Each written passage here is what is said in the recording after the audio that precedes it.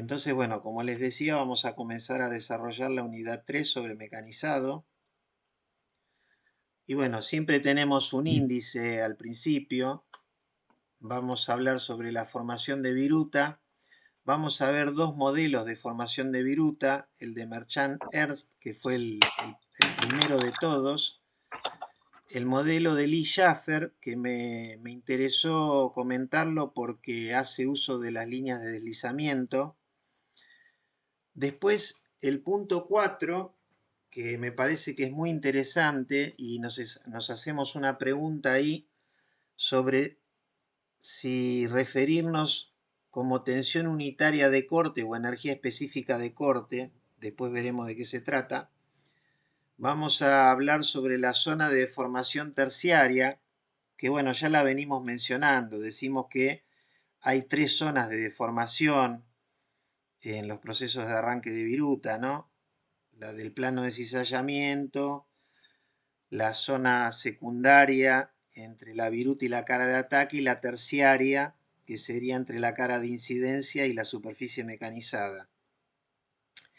El control de la viruta, que puede parecer un tema menor, pero no lo es, en el torneado principalmente. Luego vamos a hablar de desgaste de las herramientas, de maquinabilidad, de lo que se denominan aceros de corte libre. El tema 10 está en el índice, pero no lo vamos a comentar, está en el apunte, lo pueden ver, de nitruración por plasma. Y finalmente nos vamos a referir a los principales materiales de herramientas y recubrimientos. Esta transparencia nosotros ya la vimos, creo que fue en la primera clase, pero básicamente acá lo que teníamos son los dos métodos de clasificación de los procesos de fabricación, en donde teníamos el método tradicional y un método más actual y más moderno. Como estamos refiriéndonos a los procesos de mecanizado concretamente dentro de la clasificación tradicional, son los métodos de determinación, los de arranque de viruta, y la más moderna son los que se denominan como sustractivos, ¿no es cierto? Porque le estamos quitando material a la pieza que estamos elaborando. Para introducirnos un poco en el tema, vamos a ver dos videos. El primer video son procesos de torneado. Estas herramientas es una herramienta que es de metal duro. Si acá ven, tienen un lado, este lado más oscuro, es de diamante policristalino. O sea, es una herramienta que se utiliza concretamente para trabajar aleaciones de aluminio principalmente, ¿no? Y vamos a ver que, bueno, tiene unas condiciones de corte que son muy, pero muy altas.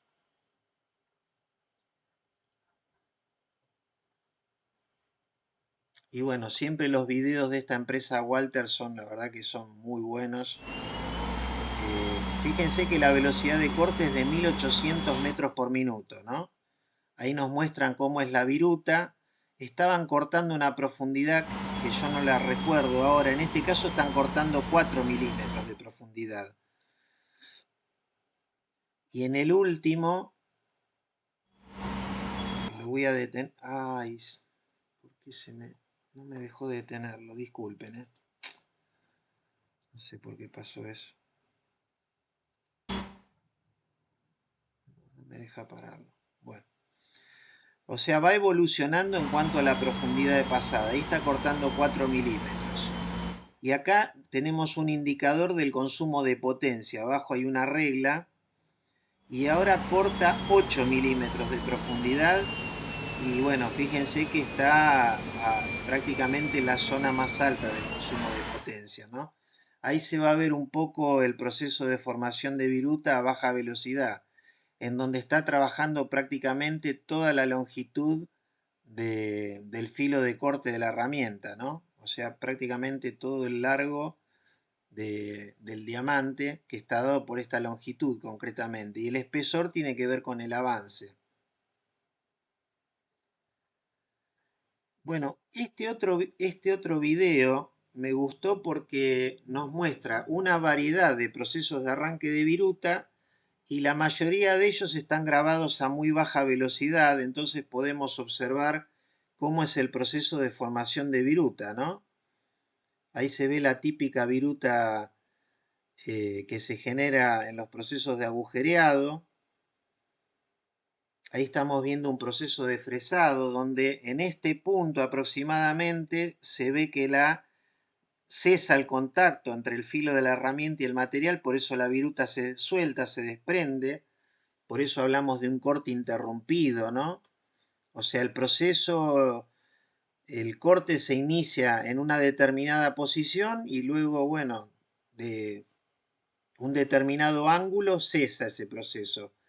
Acá estamos viendo el mecanizado de una rueda dentada, eh, que bueno, se está haciendo, es un engranaje, digamos, de un dentado inclinado.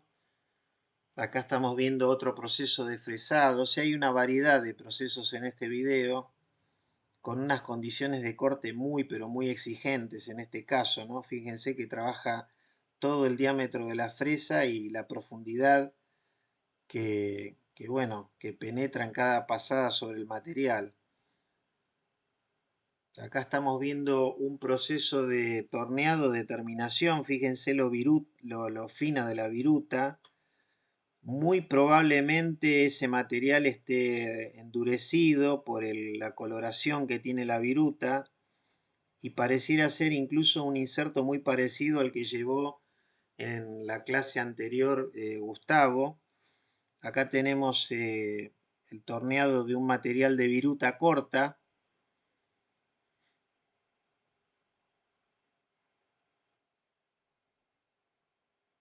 Muy probablemente sea una fundición de hierro. Estas fresas se denominan fresas erizo porque tienen una cantidad de insertos, 1, 2, 3, 4, 5 insertos, 6 en cada helicoide, ¿no? Entonces eso permite dar grandes profundidades. Acá tenemos un proceso similar al anterior, pero esta es una fresa integral. O sea, no tiene insertos, sino que es toda la fresa del mismo material. Esta es una fresa semiesférica para hacer un fresado de forma, que bueno, acá se ven, digamos, las distintas virutas, y las virutas están interrumpidas porque tienen rompevirutas, los insertos, bueno, ahora está muy rápido, no se alcanza a visualizar. Bueno, acá hay otra fresa de tipo erizo. Fíjense cómo le cambia el color a la viruta, ¿no? Por efecto de la temperatura. Esos insertos de color amarillento quieren decir que están recubiertos con nitruro de titanio. Bueno, acá también se ve muy bien el proceso de formación de viruta, que bueno, evidentemente se trata de un acero porque bueno, la viruta se forma así helicoidal, no se fracciona, ¿no? Salvo cuando se interrumpe el proceso de corte. Esa es una broca de filos asimétricos, se llama, ¿no? En donde, bueno, se está haciendo un agujero que posiblemente pueda ser de un diámetro importante. Nosotros no tenemos reglas acá como para saberlo eso con precisión, pero en general estas herramientas arrancan en unos 13 milímetros de diámetro de mínimo y hasta 58. Bueno, entonces lo que podemos apreciar en esta transparencia es que de acuerdo a el investigador alemán Denkena, nosotros tenemos 4 tipos de virutas. Tenemos, por ejemplo, la de arriba a la izquierda es la viruta continua. Tenemos la viruta laminar, acá arriba a la derecha, en donde se ve una ligera segmentación Acá tenemos abajo a la izquierda la viruta segmentada y abajo a la derecha la viruta discontinua. Fíjense qué interesantes que son estos 4 videos, que lo único que va a cambiar en el mecanizado es concretamente el ángulo de ataque, ¿no? O sea, lo que va a cambiar es este ángulo, el ángulo que forma el filo de la herramienta respecto de la superficie que vamos a mecanizar. Acá va en aumento, ¿lo ven? En realidad el ángulo de ataque es respecto de la normal, ¿no? Este sería el ángulo de ataque. Pero bueno, en el primer caso tenemos un ángulo de ataque muy negativo, sería este de acá. En el segundo caso, bueno, menos, en el tercero menos todavía. En el cuarto caso el ángulo de ataque es de 0 grados.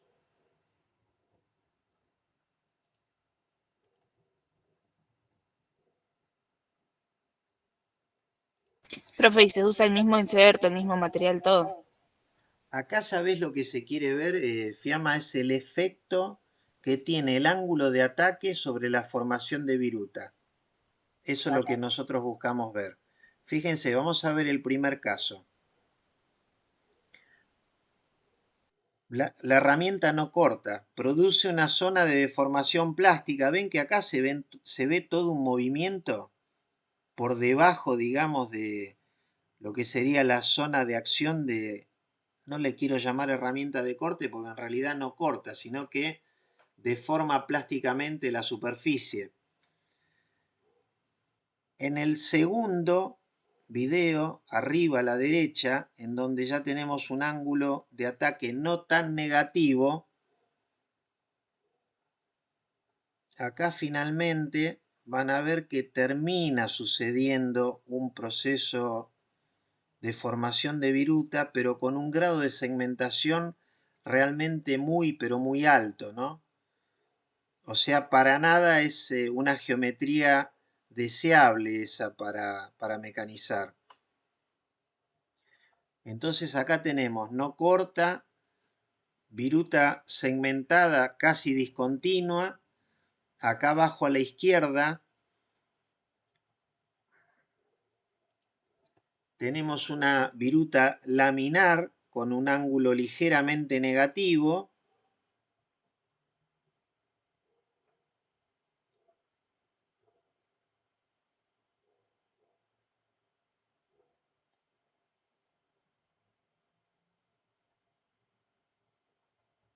Y finalmente, en el cuarto video, que está abajo a la derecha,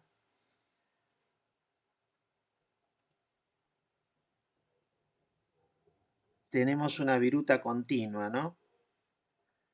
O sea, lo que se observa es que a medida que el ángulo de ataque se va haciendo menos negativo, se va modificando el tipo de viruta, siendo que el material es el mismo. En los 4 casos es un latón, pero en función del ángulo de ataque se va modificando el tipo de viruta, de segmentada a laminar a continua, prácticamente continua. Y por otro lado, la zona deformada plásticamente es más profunda en el primer caso y poco profunda en el último, ¿no? Acá se ve que es bastante superficial la zona de deformación plástica.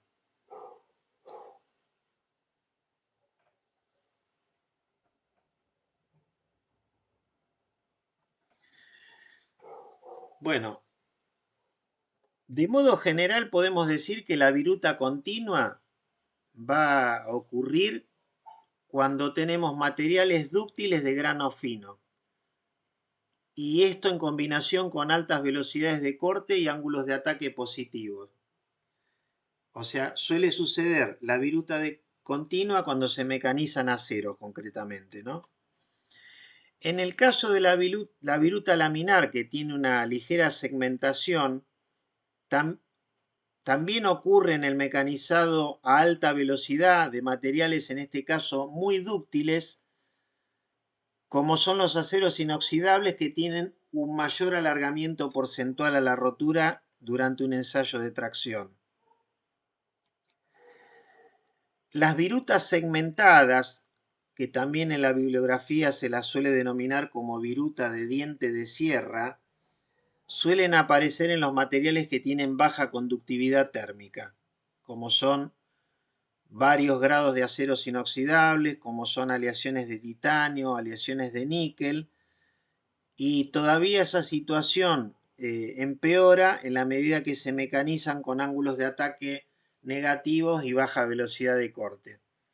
Y la viruta discontinua suele ocurrir con o durante el mecanizado de materiales frágiles, y casi podríamos decir con independencia de la geometría de la herramienta y de las condiciones de corte, que es el caso típico de la fundición de hierro gris, ¿no?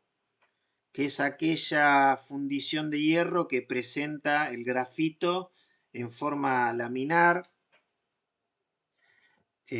o también puede ser vermicular, ¿no? Profe, Sí, una consulta, ese ángulo que usted habla, sí. ¿es una variable que uno puede modificarla o ya la máquina ya tiene ese ángulo y no se modifica? No, en general el ángulo de ataque es una, por decirlo, es una variable que depende de la herramienta que vos elijas, ¿no? Pero una vez que vos elegiste la herramienta con la cual vas a hacer el mecanizado, ya no lo vas a poder modificar.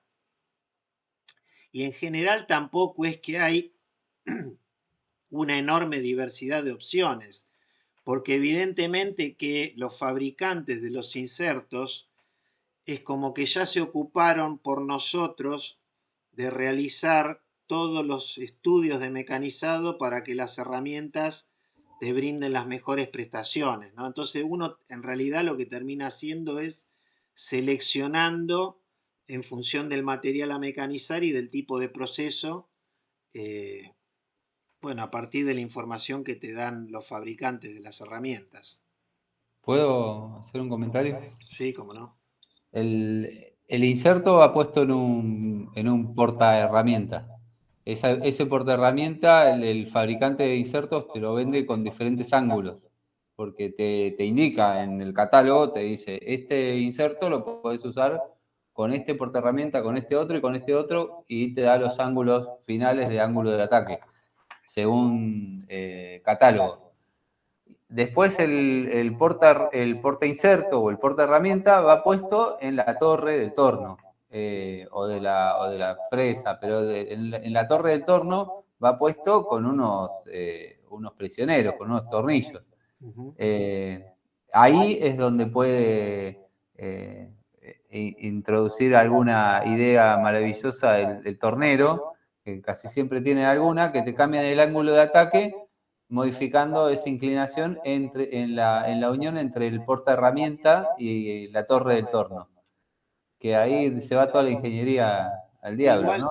igual, Alberto, son cosas que no deberían hacerse, ¿no? Porque, Bueno, pero te dicen, no, me está saliendo la viruta muy larga, entonces te cambian el ángulo desde ahí. sí, Y capaz que tienen que hacer otra cosa, tienen que hacer claro, pasadas más profundas y sí. bueno, pero lo suelen hacer en las tornerías. No, ya sé, sí, lógico. Sí, sí. Pero bueno, nada, es como que hay empresas muy importantes a nivel mundial que estudian con un grado de detalle muy preciso los procesos de mecanizado, y así diseñan sus herramientas de corte y sus rompevirutas y los ángulos, con lo cual, digamos, no me parece un proceso muy racional, ¿no? Pero no quiere decir que no se utilice y no se aplique, porque se hace, de hecho. Y en general suele suceder más con la gente, digamos, ¿cómo te puedo decir? Que se ha transferido desde la máquina convencional hacia la máquina de control numérico, ¿no? La gente que se formó directamente sobre máquinas de control numérico, muy difícil hagan ese tipo de cosas. porque quizás no tienen tanta experiencia práctica, porque bueno, la gente que trabaja en la máquina convencional afila herramientas, bueno, nada, tiene otras Exacto, capacidades, ¿no? exactamente. Bueno, fíjense este video también que interesante, a pesar de que, bueno, parece que es muy antiguo. Es un proceso de frenteado, se llama. Fíjense que estamos haciendo un plano en el extremo de un cilindro y acá estamos viendo el corte de la herramienta, que es esta que está acá en color claro, acá arriba, desde el punto de vista metalográfico, ¿no? Acá estamos viendo la microestructura del material y acá vemos la formación de la viruta y toda la deformación plástica. Bueno, ahora nos van a mostrar algunas de las variables que intervienen en el proceso.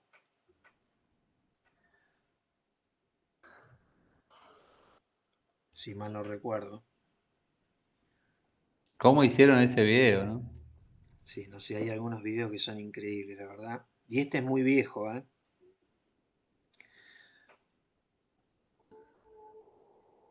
Bueno, acá nos van a dar algunas indicaciones, ¿no? Que bueno, lógicamente esa es la herramienta. Acá tenemos el material de trabajo, workpiece. Ahí está indicado lo que sería el plano de cizallamiento y la viruta chip, ¿no? Esos son. Y T1 y T2 son. El T1 es la profundidad de pasada, o también se dice espesor de la viruta antes de ser cortada o sin deformar.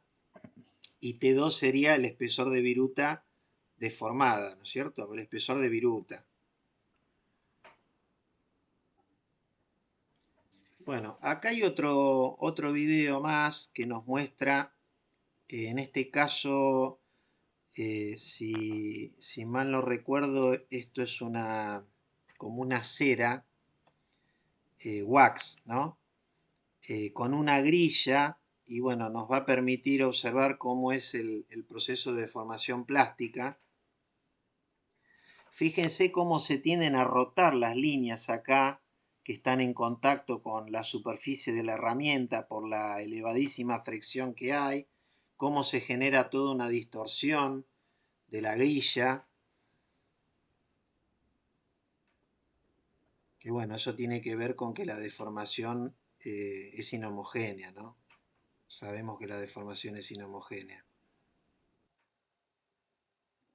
Bueno, y ahí nos muestran una imagen metalográfica como similar a la del caso anterior, en donde nuevamente estamos viendo la microestructura del material a mecanizar y bueno, y luego la microestructura de la viruta, ¿no?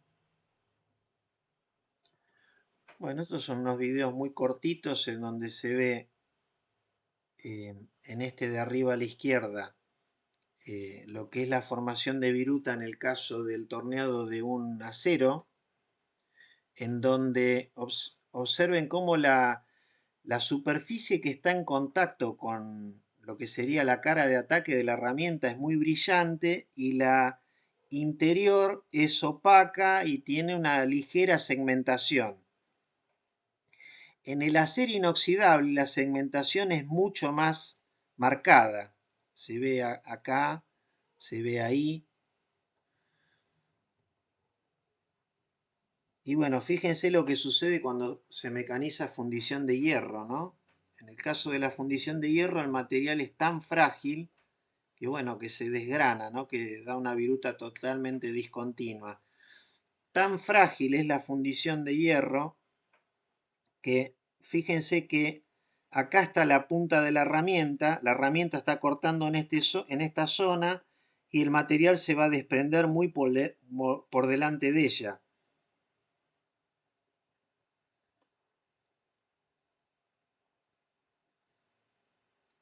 Con lo cual, evidentemente, bueno, el control sobre la terminación superficial, lógicamente que no puede ser tan bueno como en el caso de un acero o de un acero inoxidable.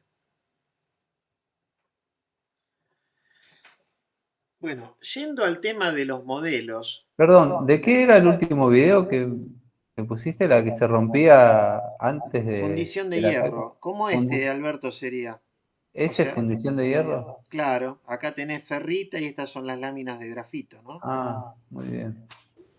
O Eso sea, sería, profe, eso sería una fundición gris, digamos, laminar. fundición gris, sí, sí, tal cual. ¿Y sucede lo mismo en la fundición nodular? No, la nodular no. Ah, claro. No porque La gris es frágil. la gris es frágil y la otra se comporta como un acero, pero bueno, de menores propiedades mecánicas, ¿no? Claro.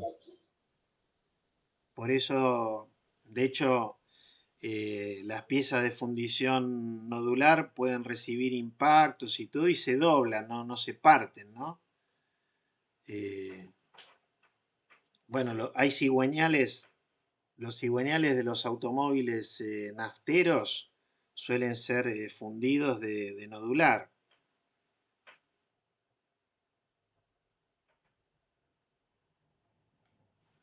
Bueno, entonces decíamos que, ¿por qué es importante estudiar el proceso de formación de viruta, no? Y bueno, son varias las razones que podemos citar.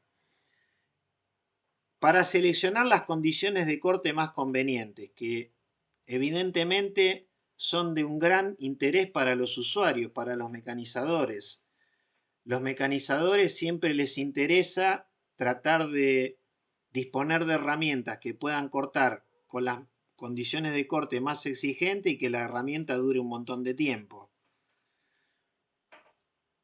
Los modelos nos sirven para conocer las fuerzas de mecanizado, para estimar las fuerzas de mecanizado. Las fuerzas de mecanizado nos sirven para poder diseñar evidentemente las herramientas, tanto el inserto como el porta inserto y también la máquina herramienta. La máquina herramienta se diseña por rigidez, en realidad. El concepto de diseño de una máquina de herramienta es por rigidez.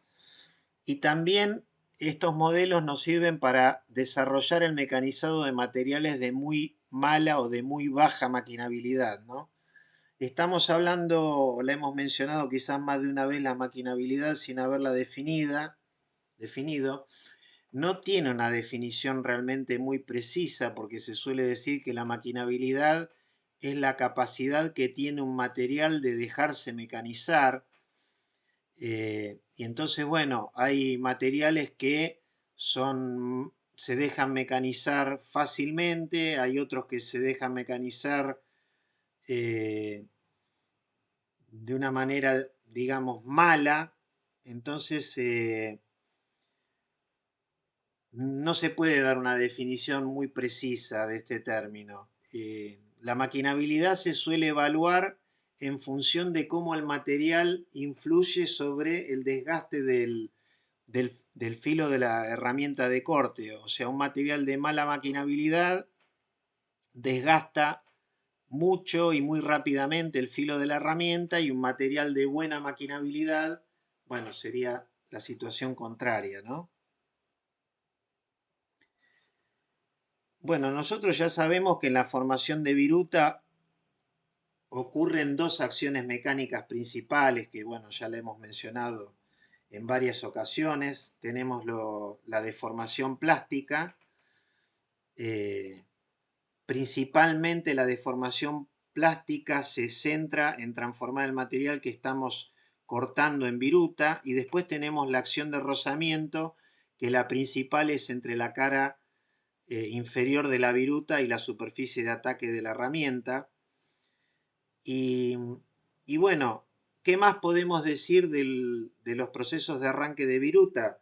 Que el desprendimiento de viruta es una deformación plástica localizada y de muy alta velocidad.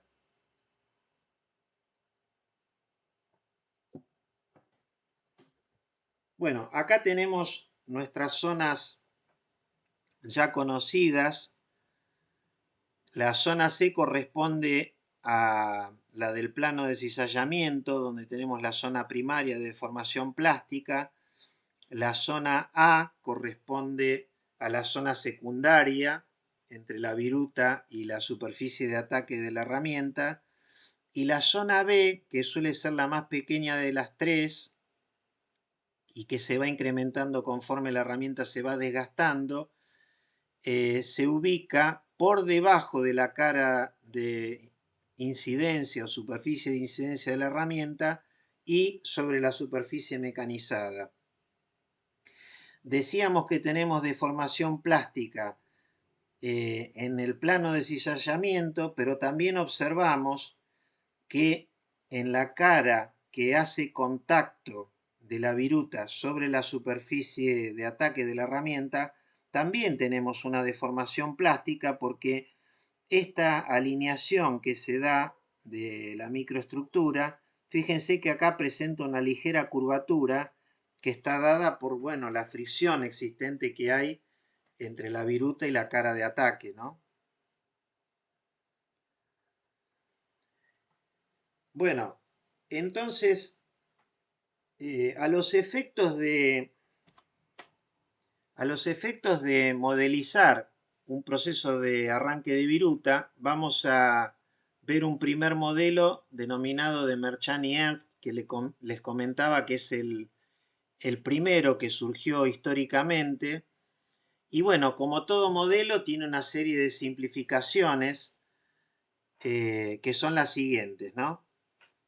Después, si alguna no queda clara, la vamos a ver con un gráfico, con un esquema en alguna transparencia posterior.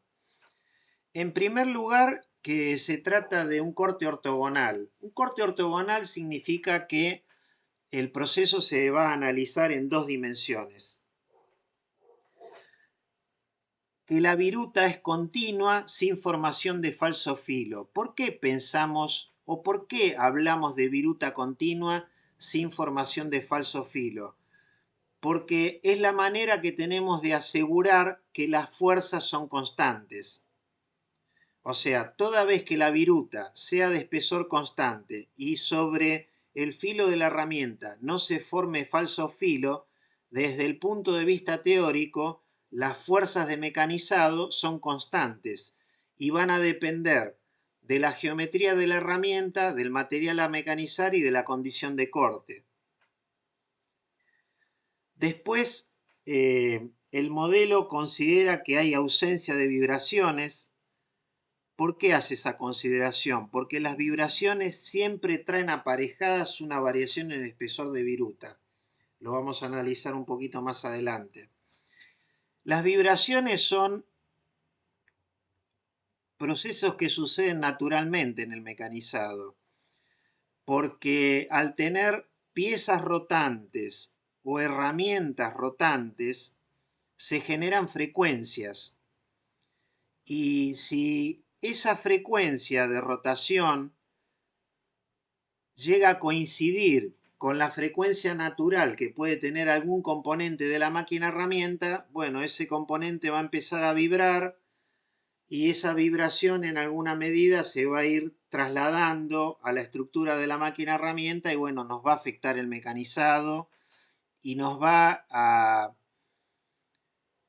modificar de manera muy ligera, lógicamente, esta condición de espesor constante de viruta, ¿no?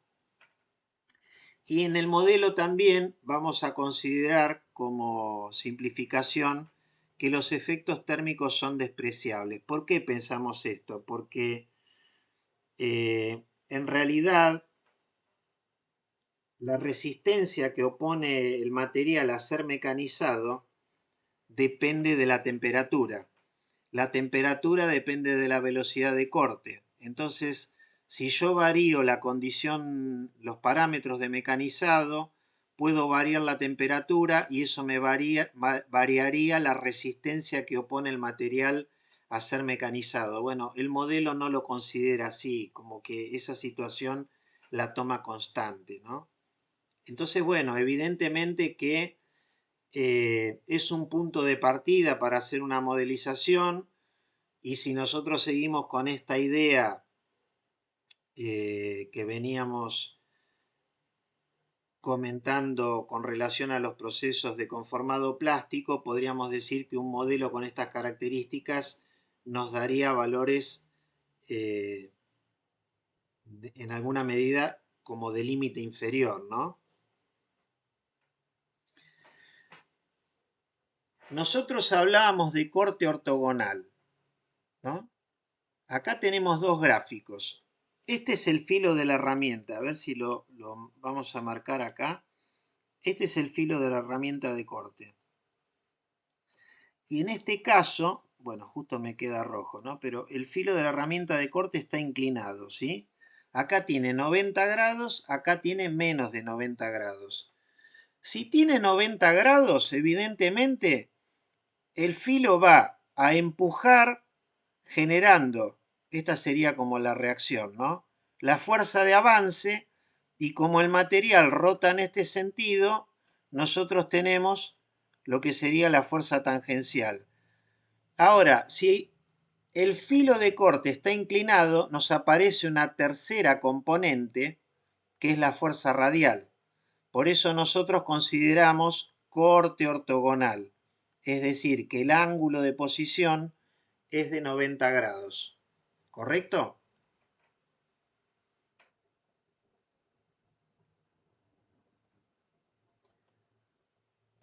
Sí, profe, eso se entendió. Gracias, Fiamma. Bueno, les decía que en todos los procesos de arranque de viruta tenemos vibraciones, ¿no?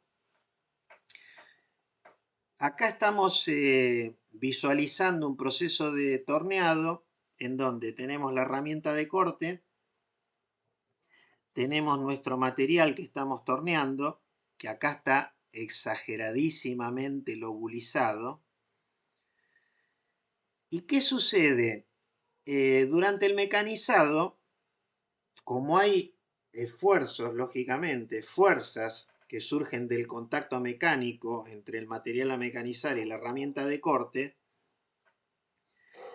y todo ese sistema mecánico tiene una determinada rigidez y tiene un determinado amortiguamiento, ¿sí? Conforme el material rota, lo que puede suceder es que en vez de tener un espesor constante de viruta, tengamos un espesor variable en función de que este material presenta una ligera oscilación de izquierda a derecha en la pantalla, ¿no? O sea, presenta una ligera oscilación. Fíjense que acá es como si tuviéramos un resorte y acá un amortiguador. Entonces, se comprime el resorte, pero está el amortiguador que lo lleva de nuevo hacia la derecha y así sucesivamente. Ese proceso, esa falta de rigidez, en alguna medida lo que hace es que el espesor de viruta, el espesor H de viruta, no sea constante, sino que tiene una ligera variación. Esa ligera variación se traduce en que va a haber una variación en los esfuerzos de mecanizado. De hecho, cuando uno mide con dinamómetros en el laboratorio, se encuentra con que las curvas de fuerza, la fuerza en función del tiempo,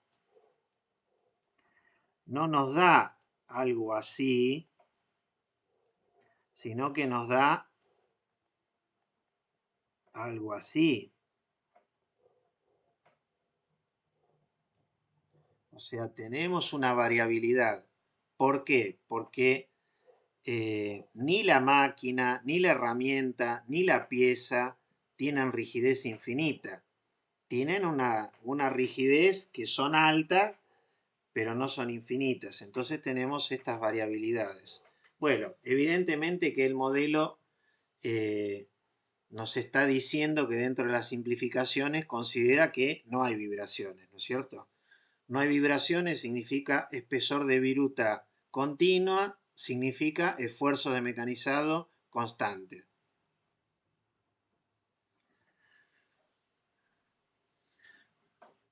Bueno, esta es una expresión que está desarrollada en el apunte sobre cómo determinar en forma experimental el ángulo de cizallamiento fino, en donde,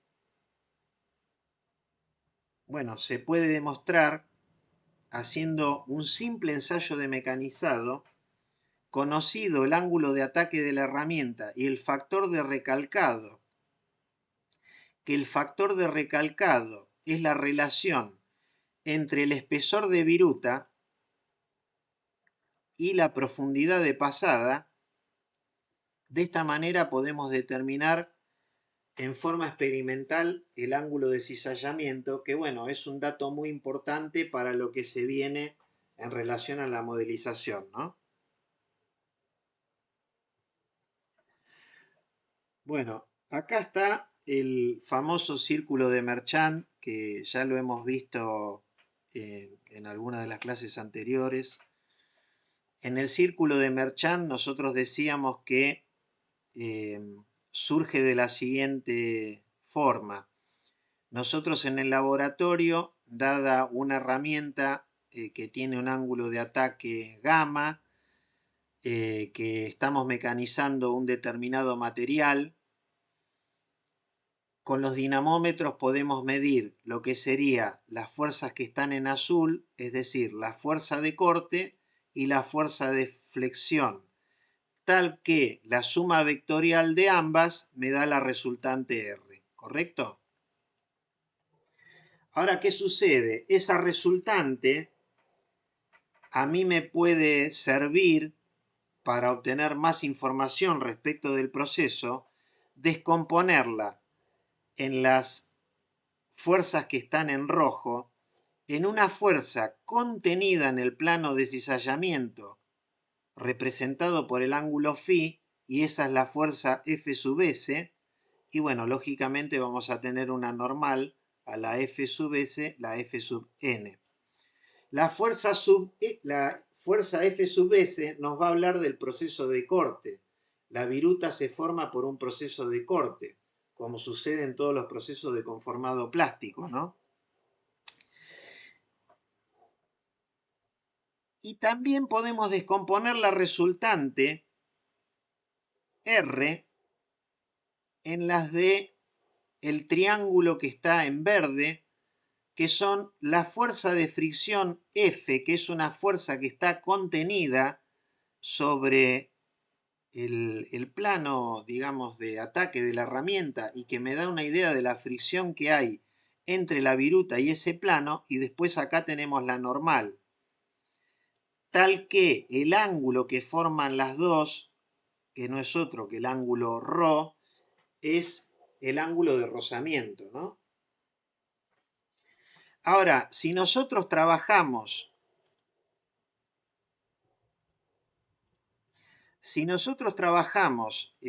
sobre la geometría de este esquema, bueno, acá tenemos claramente el ángulo de ataque.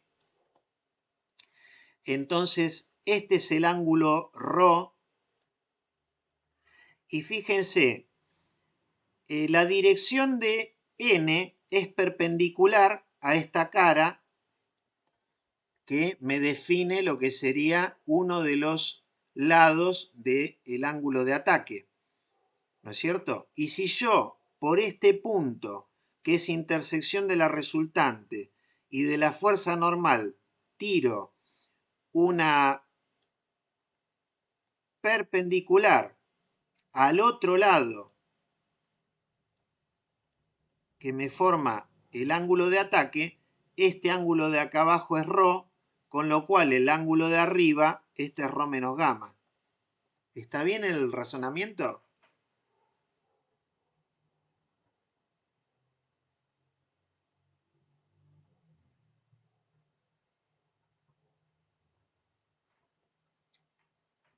¿Me escucharon?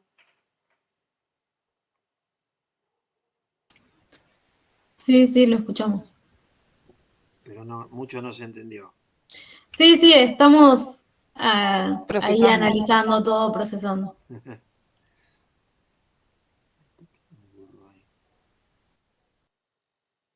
sé qué pasó acá. Bueno, básicamente lo que yo les quería decir es que este ángulo ρ, acá lo hemos separado en el chiquito de acá abajo gamma, y este lógicamente va a ser ρ menos gamma, ¿no es cierto? Esto me sirve también porque este ángulo que está acá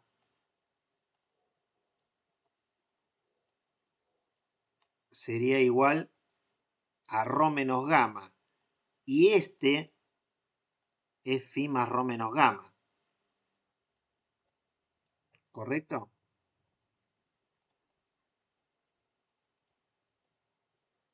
Sí. ¿Por qué hago esto? Porque bueno, lo que nosotros queremos a través de la modelización es establecer algunas fórmulas que nos permitan, por ejemplo, determinar un valor para el ángulo de cizallamiento, un valor para la tensión tangencial que me produce el corte en el plano de cizallamiento. Ese sería el objetivo, ¿no? Bueno, todo eso está desarrollado en el apunte, no vamos a ver el desarrollo, pero a partir del círculo de Merchant se puede establecer esta ecuación que corresponde a la fuerza en el plano de cizallamiento, que es simplemente, esa fórmula es la proyección de la resultante sobre la dirección de Fs. Por eso es R coseno de phi más ρ menos gamma. Eso es igual a una tensión tangencial por la sección S2, que es la sección de viruta, ya desprendida o ya cortada. Esa sección de viruta se puede relacionar con la sección de viruta antes de ser cortada, que es la S1. O sea, esto es antes de ser cortado, esto es después de ser cortado. Bueno, juntando estas ecuaciones se puede llegar a una expresión para el valor de tau, y lo que Merchant plantea es que para que realmente se forme la viruta, la tensión tangencial en el plano de cizallamiento tiene que ser máxima para que se produzca el corte. Entonces lo que se hace es derivar esta expresión de tau respecto del ángulo phi, igualarla a 0, y cuando se la resuelve se llega a una expresión del ángulo de cizallamiento en función del ángulo de ataque y del ángulo de rozamiento. O sea, esta es la expresión del ángulo de cizallamiento para el método de Merchant y Ernst. O sea, phi es igual a pi sobre 4, que son 45 grados, más la mitad del ángulo de ataque menos la mitad del ángulo de rozamiento. Ahora, este es un modelo de formación de viruta, el primero de todos. Hoy por hoy hay alrededor de unas 20 teorías que explican la ley de variación del ángulo de cizallamiento. Todas resultan del mismo tipo, en el sentido que phi es función del ángulo de rozamiento y del ángulo de ataque. Bueno, siguiendo con el modelo de Merchant, se puede llegar a una expresión de la fuerza de corte, que la fuerza de corte, acuérdense, es la fuerza que nosotros medimos con el dinamómetro. Entonces, si nosotros tenemos el valor de Fc,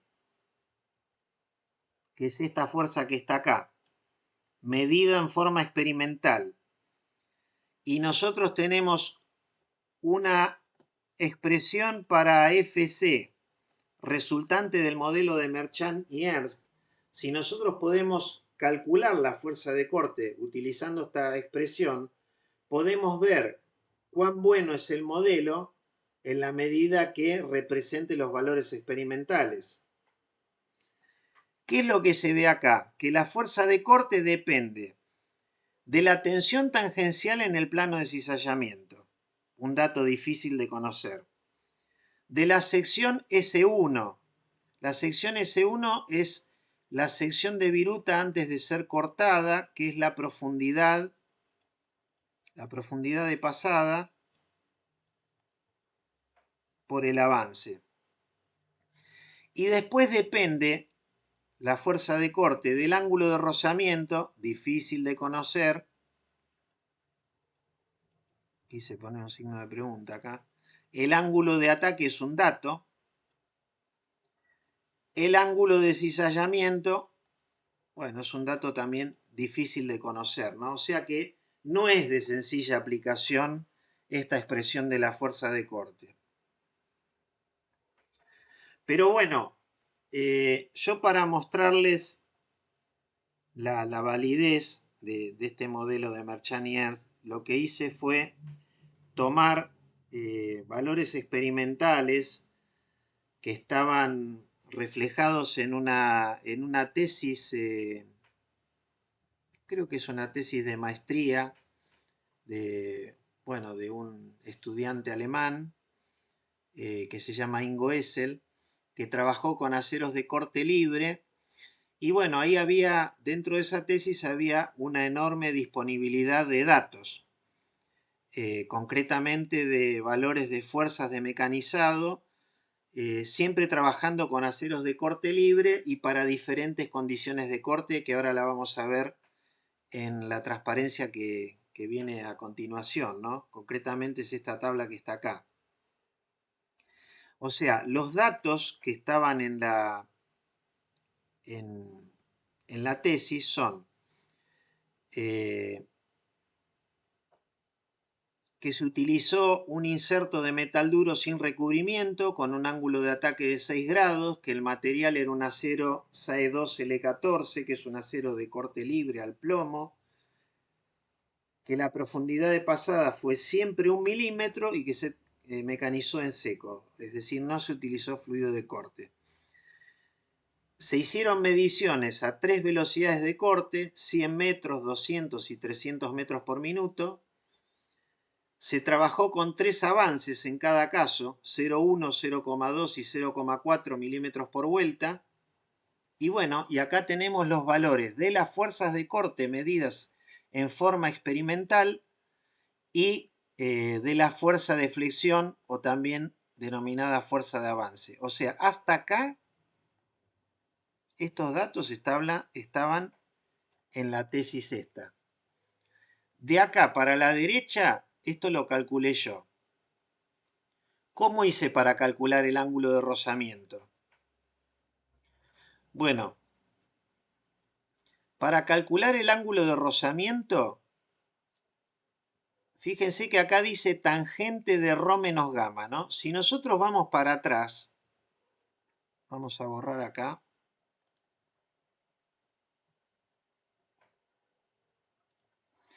Dice tangente de ρ menos gamma, ¿no? Tangente de ρ menos gamma. Sería este angulito que está acá. ¿Lo ven? ¿A qué es igual la tangente de ρ menos gamma en el triángulo azul?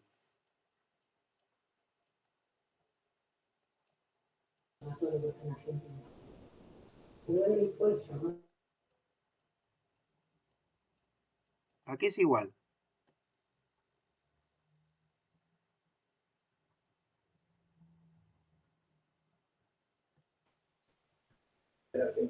Es opuesto a su adyacente, ¿no? Claro, la fuerza de flexión sobre la fuerza de Normal. normal. Fuerza de flexión. Ojo, son las azules, ¿eh? Fuerza de flexión. La normal al plano de cizallamiento. Y esta, y fuerza de corte, ¿no? ¿Está bien? Ah, claro, yo estoy leyendo la roja. Ah, no, la azul, estamos con la azul, ¿eh? Porque son los datos que midió este maestrando. Yo les decía, él lo que midió fueron, él midió fuerza de corte y fuerza de avance, que la fuerza de avance es la fuerza de flexión.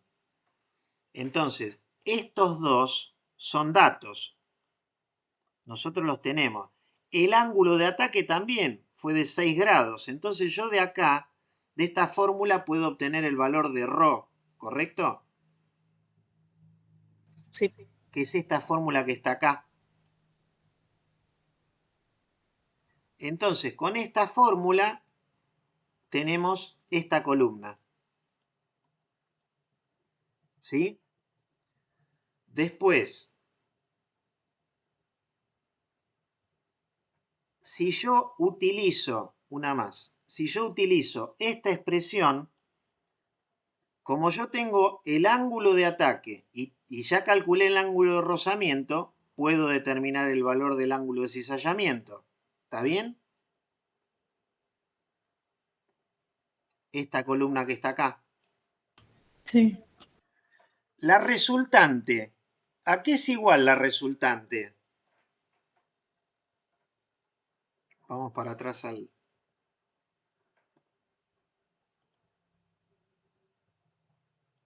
La resultante es FC al cuadrado más F al cuadrado, la raíz cuadrada. ¿No es cierto? Claro, por Pitágoras. Por Pitágoras, ese es el valor de la resultante. Con lo cual, o sea, esta expresión que está acá, ¿no? Con lo cual, ahora tengo esta otra columna. ¿Para qué quiero la resultante? Porque quiero determinar la FS, que es la que me produce el corte. ¿Por qué? Porque la FS, vamos para acá, la FS, ¿a qué sería igual? Es el valor de R multiplicado por el coseno de este ángulo, que es el coseno de phi más rho menos gamma. Ya todos estos los conozco, ¿no? Si yo hago R coseno de phi más rho menos gamma, tengo el valor de Fs, ¿no es cierto? Sí. Entonces tengo esta columna que está acá. Una vez que tengo el valor de Fs, Fs es igual a tau, porque es una tensión tangencial la que produce el corte, multiplicado por el área de la viruta ya cortada, es decir, la S2. Lo que dice acá, ¿no? Fs es tau por S2 y la S2 se puede demostrar que es S1 sobre phi. Con lo cual, si yo despejo tau, puedo tener a través de esta expresión su valor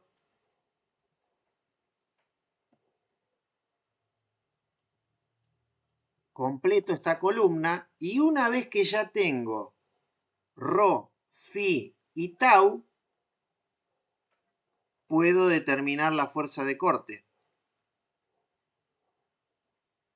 Porque tau es dato, S1 es la profundidad por el avance, el rho ya lo calculé, el phi lo calculé. Entonces, ¿qué hago? Determino los valores de la fuerza de corte por Merchan y Ernst. Y bueno, me dan este valor, por ejemplo. En este caso, 139,9. ¿Cuánto se midió en el laboratorio? 150. ¿Cuál es la diferencia? Menos 6,8%. Es decir, la fuerza que me da el modelo es casi un 7% más chica. Acá están los distintos valores de diferencia entre el valor experimental y el del modelo, ¿no es cierto? Bueno, fíjense que la mayor diferencia está en 11,5 en menos y hacia arriba 2,3%. Con lo cual, ¿a ustedes qué les parece? ¿Cómo son esos valores? Están bastante bien. Sí, están re cerca.